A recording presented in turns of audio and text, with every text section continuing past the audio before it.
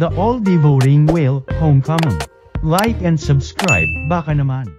Samantala, biglang lumitaw si Linsu, excited siya makita na may natirang miyembro pa ang pavilion. Dahil kinain niya yung octopus kanina, umabot na ito sa peak ng soul building stage.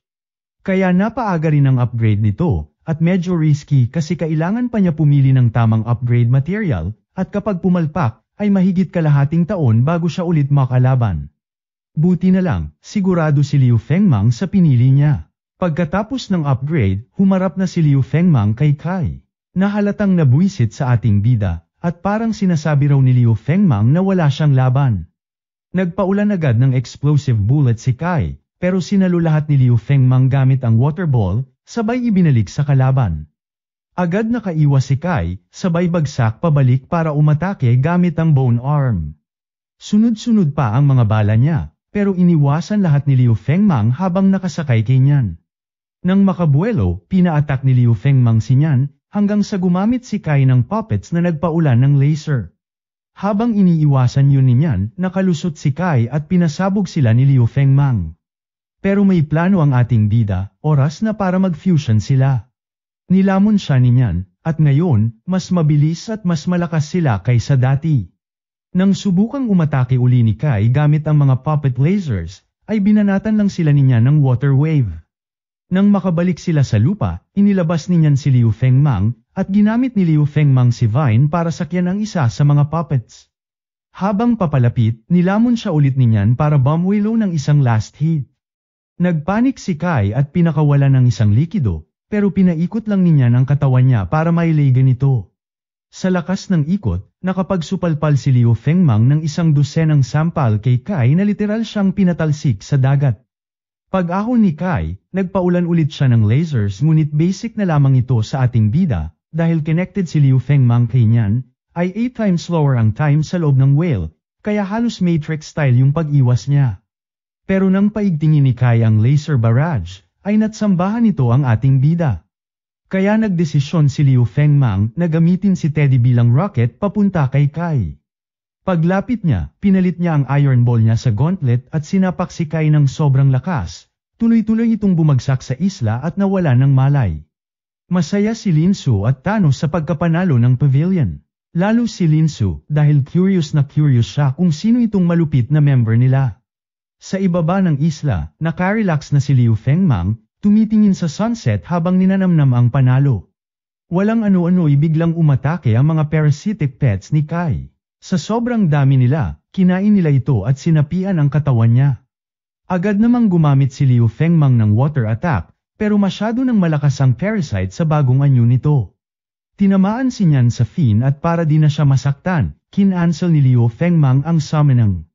Kaso, wala na siyang idea kung paano pa matatalo to. Nang sinubukang buksan ng parasite ang mata ni Liu Fengmang para pasukin ang kaluluwa niya, may biglang nag-activate mula sa loob niya. Isang pulang braso ang lumitaw mula sa soul niya at sinapak ang parasite palayo. Mukhang may gising na nilalang sa loob ni Liu Fengmang na ayaw magpaistorbo. Hindi rin alam ni Liu Fengmang kung ano yun, pero kung makakatulong, okay lang sa kanya. Ang problema, mukhang wala namang balak tumulong yung nilalang. Nagreklamo pa na gutom siya, tapos umatras na lang bigla. Habang nakahiga si Liu Fengmang sa lupa, halos lamunin na siya ng parasite. Buti na lang dumating si Chanso, sakto sa oras para iligtas siya gamit ang pet niya. Akala ni Chanso na nasugatan lang si Liu Fengmang, kaya tinawag niya si Linsu para i-check. Pagkarinig pa lang ng pangalan ni Linsu, kabado na si Liu Fengmang, sigurado siya na galit pa rin si Linsu sa kanya dahil sa mga kaganapan dati. Ang hindi alam ni Linsu, si Liu Fengmang pala yung hinahangaan niyang mysterious guy sa pavilion.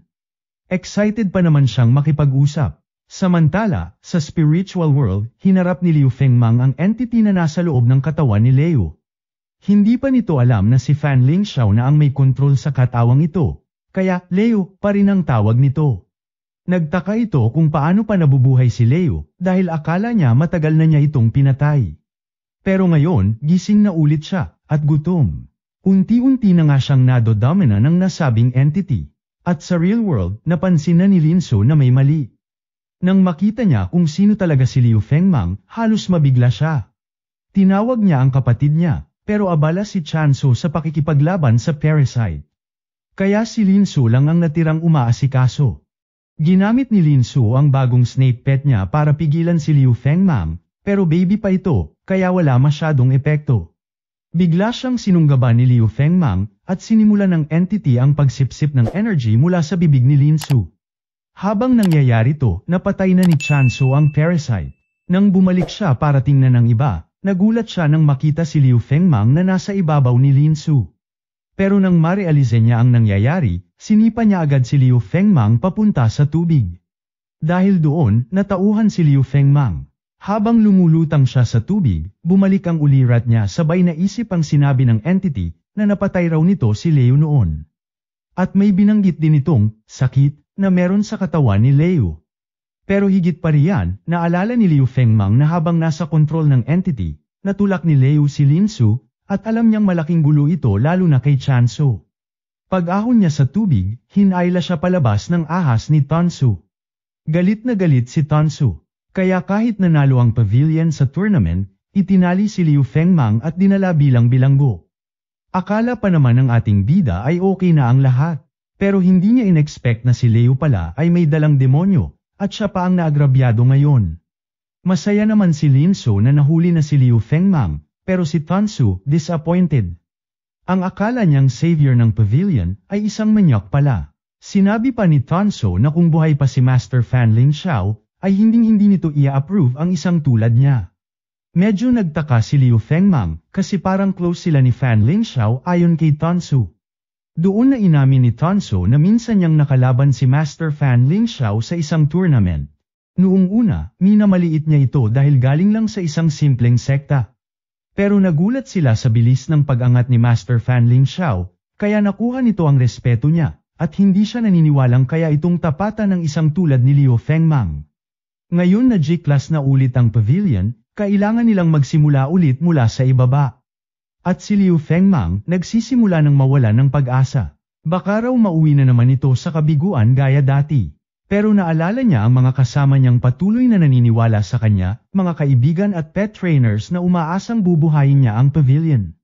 Kaya hindi siya pwedeng sumuko, hindi pa ngayon.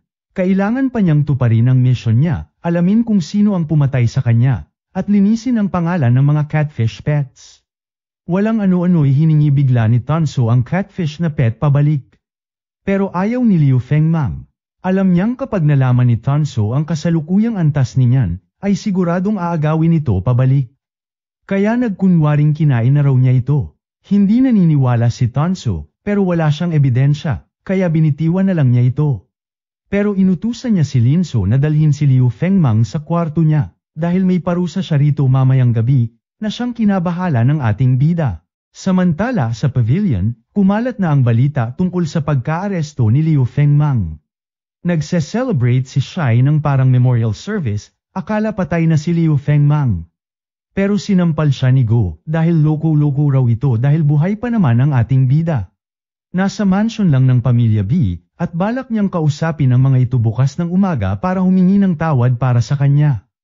Kahit bihag na naman si Liu Fengmang ngayon, isa lang ang malinaw, hindi pa tapos ang laban. Determinado pa rin siyang ibangon ang kanilang pavilion. Huwag kalimutang mag-like at subscribe mga idol, hihi salamat.